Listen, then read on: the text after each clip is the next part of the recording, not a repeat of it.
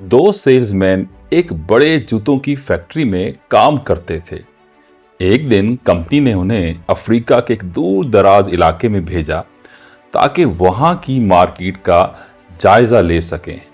मकसद ये था कि देखें क्या वहां हमारे जूते बेचने की कोई गुंजाइश है या नहीं। दोनों रवाना हुए। पहला सेल्समैन जैसे ही वहां पहुंचा हैरान रह गया।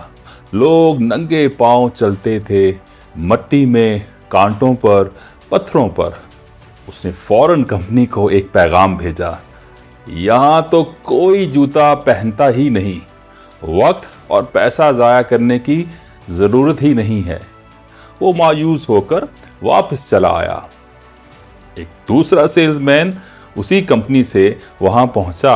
उसने वही मंजर देखा, मगर नजर का जाविया मुख्तलिफ था। उसने भी कंपनी को पैगाम भेजा, ये मार्केट तो जबरदस्त है, यहां किसी ने आज तक जूता पहना ही नहीं। हम पहले बन सकते हैं और यहां इम्कानात लामहदूद हैं।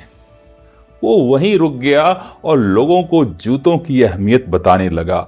उन्हें आराम, हिफाजत और सहूलत का तसव्वुर समझाया और चंद ही महीनों में उसने वहां की जमीन को एक नई मार्केट में तब्दील कर दिया। ये कहानी हमें सिखाती है कि मनफी सोच सिर्फ मुश्किलात देखती है और मस्बत सोच उन्हीं मुश्किलात में मौका तलाश करती है। पहला सेल्समैन हालात से हार मान गया और दूसरे ने हालात को बदलने का इरादा किया। जिंदगी में भी यही होता है। कुछ लोग मुश्किल देखकर रुक जाते हैं और कुछ लोग उसी मुश्किल में मौका तलाश करते हैं। तो आपसे अब सवाल ये है कि आप कौन से सेल्समैन हैं? वो जो मायूस होकर वापस चला गया या वो जो हालात के खिलाफ डट गया और कामयाब हुआ? अपनी सोच बदलो, जाविया नजर बदलो, दुनिया बदल जाएगी। याद रखो, मस्बत सोच सिर्फ कामयाबी की कुंजी नहीं, बल्कि ये एक मोमिन की भी पहचान है। नबी करीम ने भी फरमाया, मैं अपने बंदे के गुमान के मुताबिक हूँ।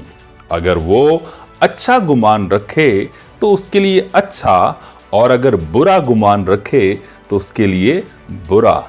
जैसी उम्मीद रखोगे मीन्स वैसा ही पाओगे। मस्बत सोच रखो तो मस्बत नताइज आएंगे। एक और जगह कहा गया, अगर कयामत कायम हो जाए और तुम में से किसी के हाथ में खजूर का पौधा हो तो उसे जरूर लगा देना चाहिए। मीन्स हालात जैसे ही हों, अमल से पीछे ना हटना, यही मोमिन की निशानी है।